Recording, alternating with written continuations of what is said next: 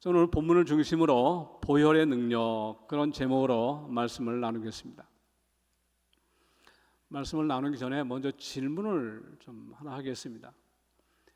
그리스도인과 비그리스도인 차이가 무엇입니까? 믿는 신자와 믿지 않는 불신자의 차이, 다른 점 무엇이라고 생각합니까? 여러 가지가 있을 수 있습니다. 근데 결정적으로 다른 점이 하나 있어요. 기준입니다. 기준. 믿지 않는 불신자들은요, 세상을 살아가는 기준이 자기의 지식, 경험, 상식, 또 자기 생각 이런 것들을 기준 삼아 살아갑니다. 그에 비해서 우리 그리스도인들은 어떻습니까? 저와 여러분들도요, 그런 것들을 무시하지는 않아요. 근데 그보다 우선하는 게 있습니다.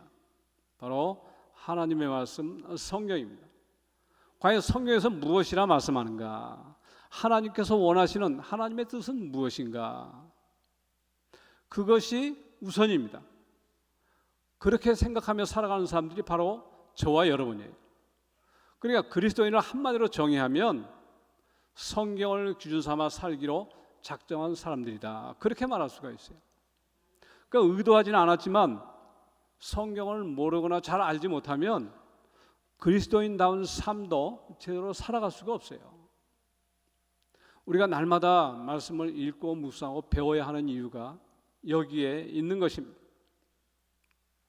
그래서 그런 말이 있어요. 덮어놓고 믿지 말고 펴놓고 믿자. 아무쪼록 우리 원천의 모든 성도님들, 덮어놓고 믿지 않고 펴놓고 믿는 저와 여러분 모두가 되시기를 주님의 이름으로 축복합니다. 저는요, 정말로 덮어놓고 믿지 않고 펴놓고 믿는 한 분을 만난 적이 있어요. 우리 원천교회에서 집사님이에요. 제가 보니까 이 자리에 앉아 계시네 지금. 그분하고 제가 눈이 마주쳤어요.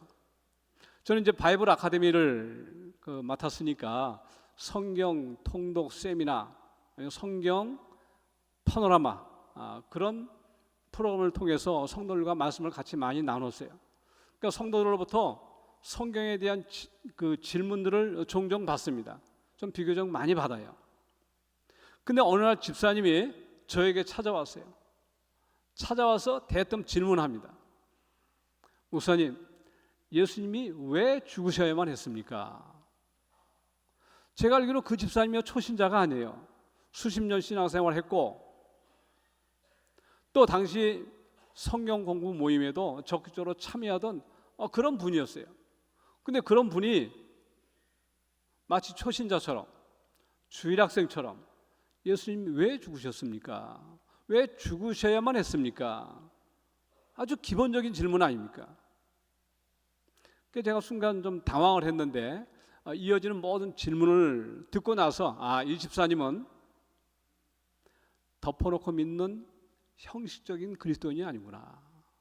성경을 펼쳐놓고 믿는, 정말로 생각하면서 믿는 그리스도인이구나.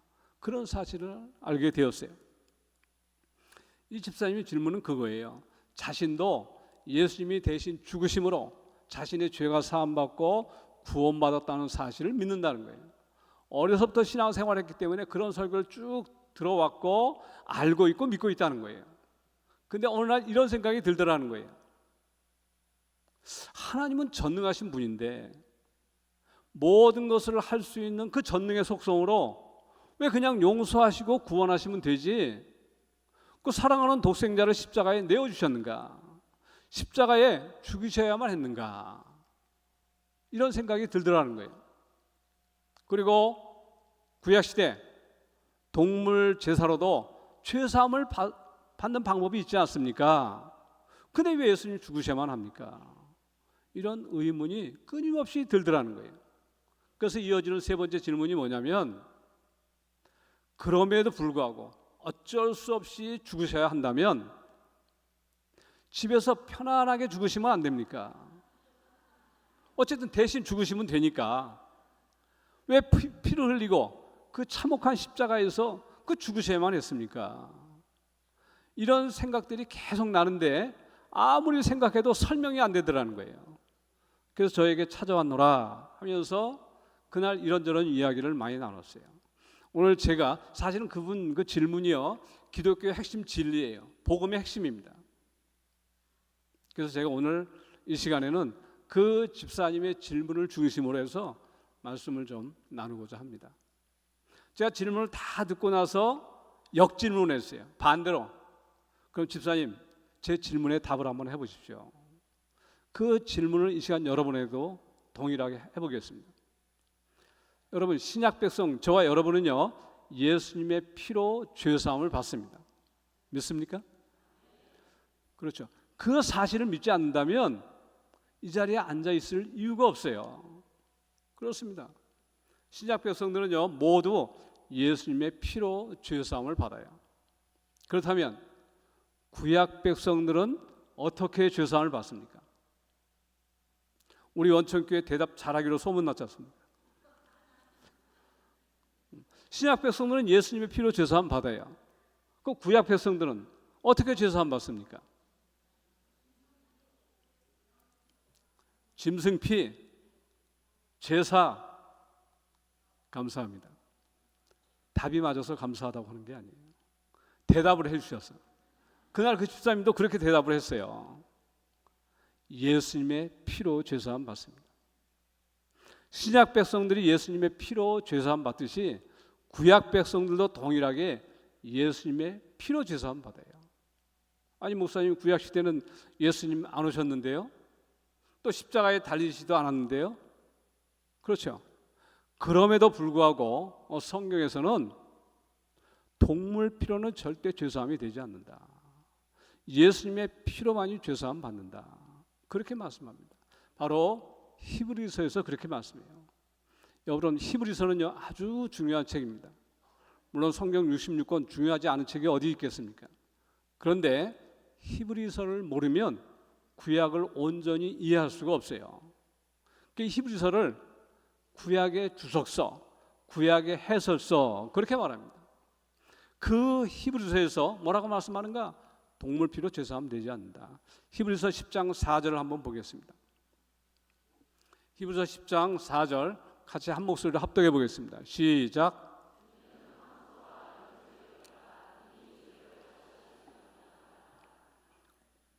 이는 황소와 염소의 피가 능히 죄를 없이 하지 못함이라. 황소, 염소, 구약시대 하나님 앞에 드리는 희생 제물이에요.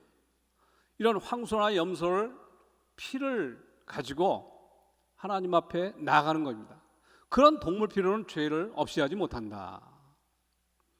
또 10장 11절도 동일한 말씀입니다. 제사장마다 매일 서서 섬기며 자주 같은 제사를 드리되 이 제사는 언제나 죄를 없게 하지 못하거니와. 여러분, 구약시대에 정말로 많은 제사를 하나님 앞에 드렸어요.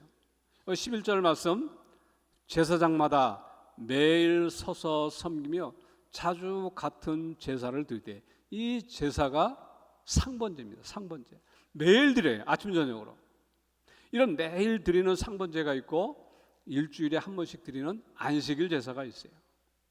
또 매월 초하루에 드리는 월삭 제사도 있어요. 또 매년 드리는 3대절기, 7절기 이런 제사들이 있어요. 그 많은 제사를 드리지만 뭐라고 말씀합니까? 언제나 죄를 없게 하지 못하거니와. 죄사함이 안 된다는 거예요. 분명히 구약 성경에서는요, 부지 중에 죄를 지었을 때 이렇게 동물 제사를 가지고 제사를 드리면 죄사함을 받는다 말씀해요. 근데 신약 성경에 와서는 그거 아니라는 거예요. 여러분, 왜 동물 피로 죄사함이 안 됩니까?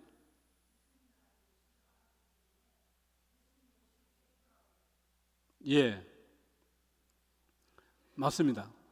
동물의 제사 제도는 예표예요. 예표. 예표이고 모형입니다. 구약의 동물 제사로 죄사함이 안 되는 이유는요, 가치가 다르기 때문에 그래요. 가치가. 이 이해를 돕기 위해서 예를 하나 들겠습니다. 제가 누군가로부터 1,000만 원을 빌렸어요. 그럼 제가 그 사람에게 1,000만 원의 빚을 졌습니다. 근데 한 10만 원 갚아놓고 이제 다 갚았다 라고 말하면 말이 됩니까? 말이 안 돼요. 왜냐하면 1,000만 원과 10만 원은 가치가 달라요. 그 1,000만 원의 빚을 졌으면 동일한 가치의 1,000만 원을 갚아야 빚이 다 청산이 되는 거예요. 다 갚아지는 거예요. 마찬가지입니다. 저와 여러분은 하나님 앞에 범죄함으로 사망의 빚을 진 존재들이에요. 이 사망의 빚을 갚으려면 나와 똑같은 그 어떤 존재가 대신 사망의 형벌을 받아야 이 죄가 없어지는 거예요. 근데 구약시대 죄사함 받기 위해서 동물 제사를 드립니다. 그 동물과 우리 사람과 어때요? 가치가 같습니까? 어불성설이죠. 극단적으로 말해서 그 당시에, 구약시대 당시에 이 세상에 있는 모든 재물들을 한자리에 모아가지고 한 번에 하나님께 제사 드려도요, 단 한 사람의 죄도 사할 수가 없어요. 왜냐하면 우리 인간은 우리 인간의 생명은 천하보다 귀하기 때문에 그렇습니다. 여러분, 하나님이신 예수님이 이 땅에 오실 수밖에 없는 이유가 여기에 있는 것입니다. 오셨을 뿐만 아니라 모든 인간의 죄를 담당하시고 대속의 죽음을 죽으셔야만 했던 것입니다. 동물과 우리 사람이 비교가 안 되듯이 하나님과 우리 사람도 비교가 안 돼요. 우리 인간들 과거, 현재, 미래 오고 오는 모든 사람들 다 합쳐도 창조주 하나님과는 비교가 안 됩니다. 그래서 하나님이신 예수님의 그 한 분의 대속적 죽음은 전 인류의 죄를 사하고도 남음이 있는 거예요. 이러한 사실을 역시 히브리서 10장 5절에서 밝혀주고 있어요. 그러므로 주께서 세상에 임하실 때에 이르시되 하나님이 제사와 예물을 원하지 아니하시고, 하나님께서요 제사와 예물 원하지 않으신다는 거예요. 왜 그러겠습니까? 죄사함이 이루어지지 않으니까. 근데 구약성경 여러분 레위기를 한번 보십시오. 이 드릴지니라 제사 드리라는 말이요 60번 이상 나옵니다. 60회 이상 나와요. 아니 죄사함도 되지 않는 그 제물 왜 이렇게 드리라고 합니까? 하나님이 소고기를 좋아하십니까? 아니면 양고기를 좋아하시겠습니까? 이것은 받으시기 위함이 아니라 장차 주실 것에 대한 약속이에요. 무엇을 주실 것에 대한 약속인가? 그 다음 말씀이에요. 히브리서 10장 5절 다시 한번 볼까요? 그러므로 주께서 세상에 임하실 때에 이르시되 하나님이 제사와 예물을 원하지 아니하시고, 그 다음 말씀 오직 나를 위하여 한 몸을 예비하셨도다. 여러분 여기 한 몸이 누구겠습니까? 바로 예수 그리스도십니다. 이 사람이 인간의 죄사함을 위해서는요 10만 마리 100만 마리 소나 양이 아니에요. 한 몸 예수 그리스도가 필요했던 것입니다. 그래서 예수님의 대속적 죽음은 필연이었던 것입니다. 우리를 위해서 죽으신 이유가 여기에 있는 것입니다. 믿으시기 바랍니다.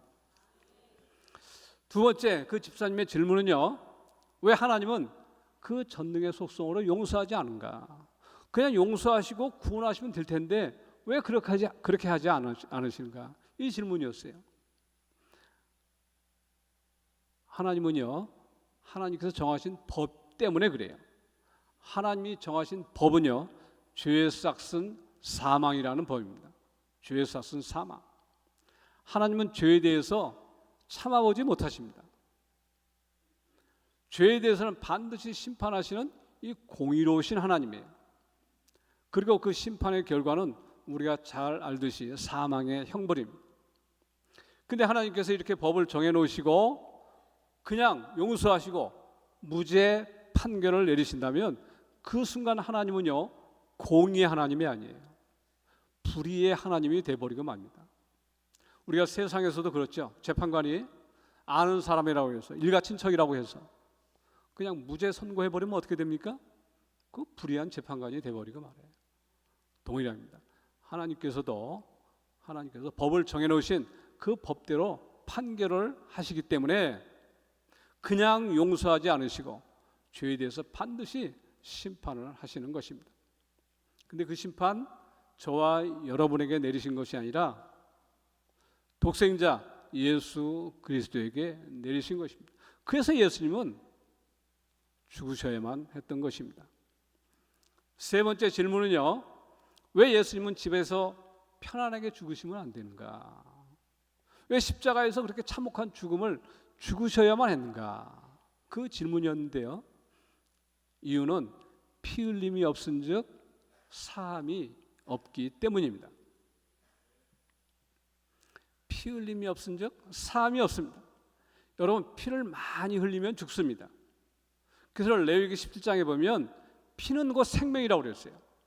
피는 곧 생명이라. 다시 말해서 한 생명을 살리기 위해서는요, 다른 생명이 대속적 피를 흘려야 하는 것입니다. 이러한 사실을 성경은 여러 모형과 예표, 그림자로 우리에게 말씀해 주셨어요. 첫 번째, 구약의 제사 제도가 바로 그것입니다. 구약 레위기에 보면 5대 제사가 나와요. 번제, 소제, 화목제, 속죄제, 속건제. 이런 제사를 드릴 때는요, 전부 다 피를 흘리고 제물이 죽습니다. 단 하나 피 없는 제사가 있죠. 소제가 있습니다. 소제. 소제라는 것은 곡식으로 드리는 제사예요. 빻거나 찌거나 붙이거나 그렇게 드리기 때문에 피 흘림이 없어요. 그래서 이 소제는 단독으로 드리지 못합니다. 항상 피의 제사, 번제와 함께 제사를 드리는 거예요. 그러니까 번제, 피 흘림의 효력을 입기 위해서 항상 함께 드리는 거예요. 결국 5대 제사 모두는요, 피 흘림이 있습니다. 피 흘림이 있는 거예요. 이는 장차 모든 제사의 실체가 되시는 예수 그리스도께서 과연 어떠한 방법으로 택하신 당신의 백성들을 구원하실 것인가를 미리 보여주시는 모형 예표였던 것입니다. 또 더 거슬러 올라가면 유월절 어린 양도 마찬가지입니다. 유월절 어린 양, 출애굽 때 유월절 어린 양이 죽었지 않습니까? 그 유월절 어린 양도 예수님이 피를 흘리고 죽으셔야 함을 미리 보여주는 사건입니다. 출애굽 때 10가지 재앙이 있었습니다. 그 마지막 재앙이 장자 재앙입니다. 애굽의 장자가 다 죽는 재앙이에요. 바로의 장자로부터 여종의 장자에 이르기까지 애굽 집안의 장자가 다 죽임을 당합니다. 심지어는 가축의 처음 난 초태생까지도 모조리 다 죽었어요. 그렇게 애굽의 장자가 다 죽는 그날에 이스라엘의 죽음이 있었습니까? 없었습니까? 이스라엘도 죽음은 있었어요. 장자 대신에 유월절 어린 양이 피를 흘리고 죽었던 것입니다. 그 피를 인방과 설주에 바름으로써 그 집안에 있던 이스라엘 백성들이 구원함을 얻었던 것이죠. 그 유월절 어린 양의 실체가 바로 예수 그리스도예요. 예수 그리스도가 장차 어떤 방법으로 당신의 백성들을 구원하실 것인가, 피 흘림으로 말미암아 구원하실 것을 미리 보여준 게 이런 제사 제도, 또 유월절 어린 양 피, 뭐 그런 것입니다. 더 거슬러 올라가면 창세기 3장에 보면요, 2가지 옷이 나와요. 2가지 옷. 사람이 만든 무화과 나뭇잎 옷이 나옵니다. 하나님이 만드신 가죽 옷이 나오죠. 사람이 만든 그 무화과 나뭇잎 옷으로는 인간의 수치를 가릴 수가 없어요. 하나님이 만들어주신 가죽 옷을 입어야 하나님 앞에 설 수가 있는 거예요. 그 가죽 옷을 만들기 위해서는 한 생명체가 또 피를 흘리고 죽임을 당해야 됩니다. 이 역시 예수 그리스도에 대한 예표 모형인 것입니다. 그래서 예수님은 반드시 죽으셔야만 했던 것입니다. 이쯤에서 우리 곰곰이 한번 생각을 해보십시오. 하나의 의문이 듭니다. 뭐냐면, 그러면 구약시대 그 동물 제사 무슨 의미가 있는가? 죄사함도 되지 않는 그 제사를 구약시대 내내 하나님께서는 왜 드리라고 하셨는가? 여러분 궁금하지 않습니까?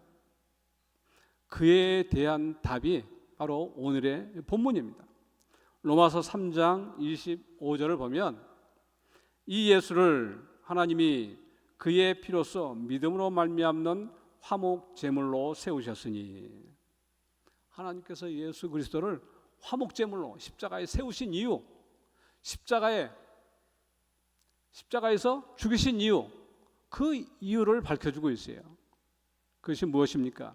이어지는 말씀, 왜냐하면 하나님께서 길이 참으시는 중에 전에 지은 죄를 간구하심으로 자기의 의로우심을 나타내려 하심이니. 여러분, 여기서요 중요한 단어가 하나 있습니다. 바로 간과라는 단어예요. 간과.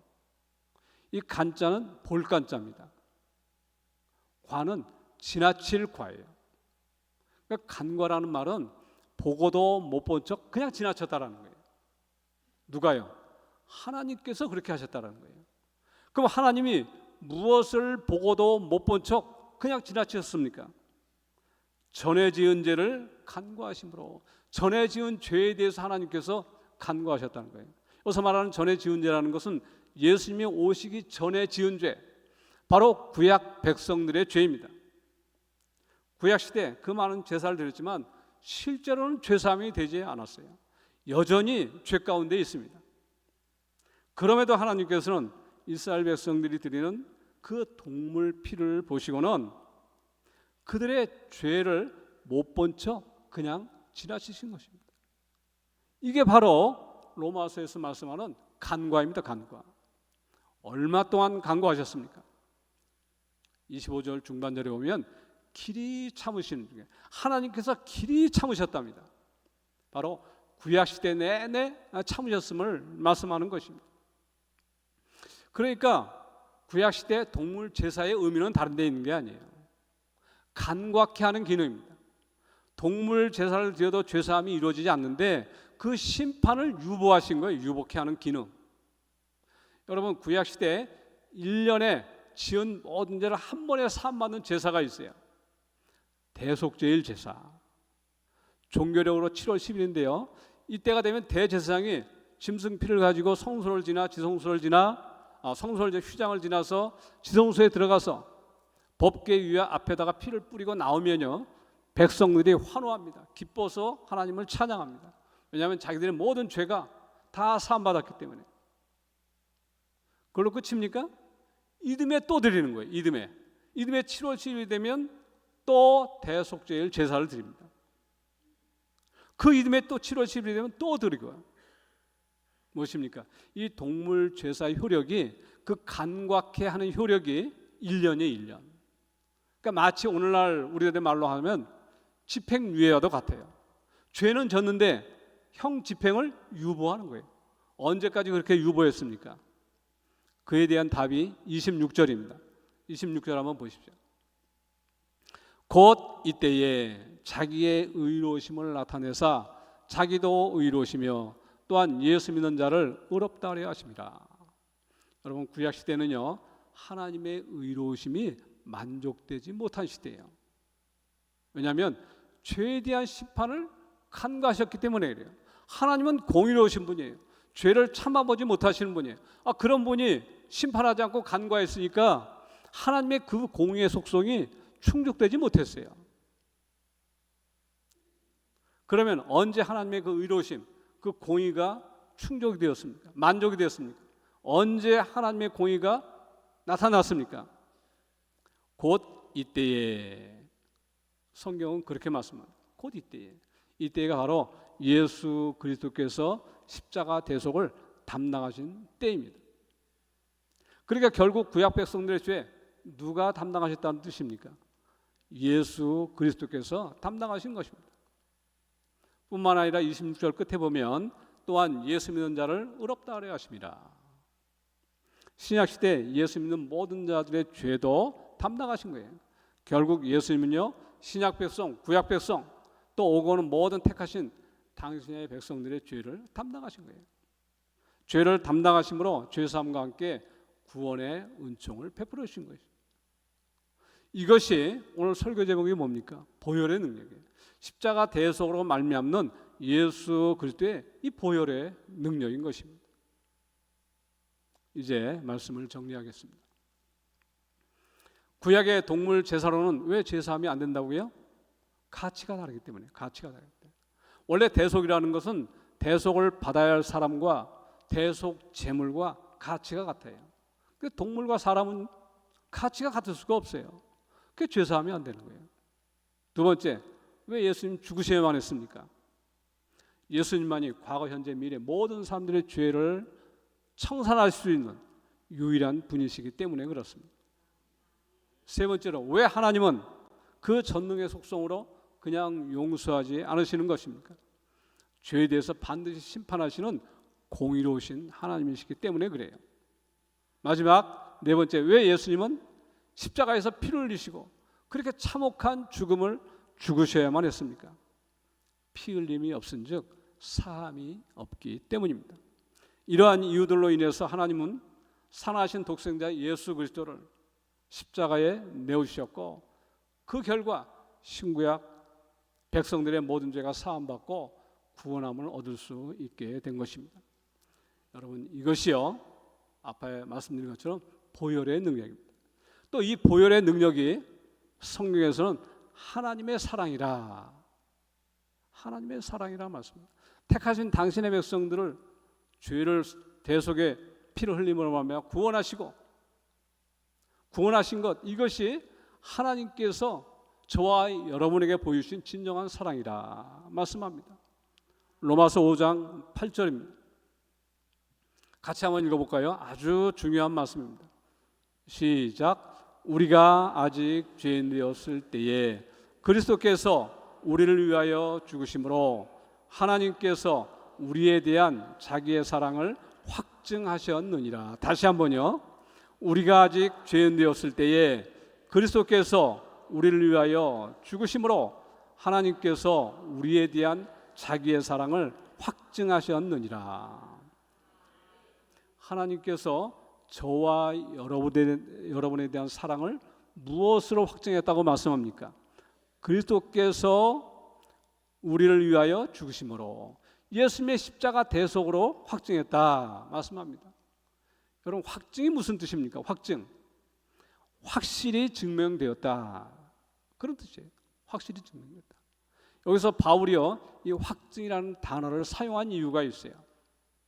사람들이 하나님의 사랑에 대해서 오해하기 때문에 그래요. 세상에서 잘 먹고 잘 살고 성공하고 형통하면 하나님 사랑 받은 것이고, 반대로 가난하고 병들고 실패하면 예수 잘못 믿은 것이고 하나님 사랑 받지 못한 것이라, 그렇게 오해하는 사람들이 의외로 많기 때문에 바울이 그래서 확증이라는 단어를 쓴 거예요. 그것이 아니다. 이 십자가 대속이 하나님께서 주시고자 하는 확실한 은혜다, 사랑이다, 이것을 강조하기 위해서 그렇게 말씀하는 것입니다. 오히려 하나님께서는요, 사랑하는 당신 백성들의 때때로는 고난, 환난, 어려움을 허용을 하십니다. 왜 그렇습니까? 바른 길로 인도하기 위해서, 하나님 앞으로 나오게 하기 위해서, 합력해서 선을 이루기 위해서 그래요. 근데 얼마나 많은 사람들이 이 사실을 오해하는지, 여러분, 구약 백성들이 왜 하나님의 백성이고 또 하나님께서 베푸신 그 기적들을 그렇게 본 사람들이 우상을 숭배합니까? 하나님의 사랑을 오해했기 때문에 그래요. 예수님 당시의 종교 지도자들도 마찬가지입니다. 제사장이나 서기관, 바리새인, 율법사들 다 하나님의 사랑을 오해를 했어요. 하나님, 이 세상에서 잘 먹고 잘 살면 하나님 사랑 받은 것으로 여기고, 신앙생활 잘한 것으로 여기고, 또 바울 당시의 초대교회 율법주의자들도 마찬가지입니다. 그렇다면 오늘날 그런 사람은 없겠습니까? 여러분, 그건 맞지 않습니다. 하나님은요, 정말로 사랑하는 당신의 백성들에게 고난, 환난, 어려움을 허용을 하세요. 가까이 두고 싶어서, 바른 길로 인도하고 싶으셔서. 여러분, 명심하십시오. 저와 여러분은요, 하나님의 사랑이 무엇인지 확실히 증명된 이후를 사랑하는 사람들이에요. 십자가 대속의 사랑 받았으면 다 받은 거예요. 결코 세상 것으로요, 하나님 사랑 확인하려 하지 마십시오. 다시 한번 강조합니다.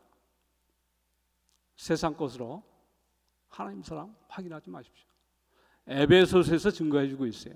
에베소서 1장 3절을 보면 그런 말씀이 있어요. 찬송하리로다. 하나님 곧 우리 주 예수 그리스도의 아버지께서 그리스도 안에서 하늘에 속한 모든 신령한 복을 우리에게 주시되, 예수 그리스도로 말미암는 그 십자가 대속의 사랑을 에베소서에서 무엇이라고 말씀합니까? 하늘에 속한 모든 신령한 복을 우리에게 주시되, 십자가 대속의 사랑이 하늘에 속한 복이고 모든 복이고 신령한 복이라고 선언하고 있는 거예요. 여러분, 다시 한번 강조합니다. 절대 세상 것으로 하나님 사랑 확인하려 하지 마십시오. 십자가 대속의 사랑 받았으면 그 다 받은 것이고, 이것이 저와 여러분에게 주시고자 하시는 하나님의 사랑인 것입니다. 아무쪼록 저와 여러분 모두 이 은혜, 이 사랑 늘 기억하면서 감사함으로 저와 여러분에게 맡겨주신 그 사명 충실히 감당함으로 말미암아 하나님 앞에 옳다 인정을 받는 저와 여러분 모두가 되시를 주님의 이름으로 축원합니다.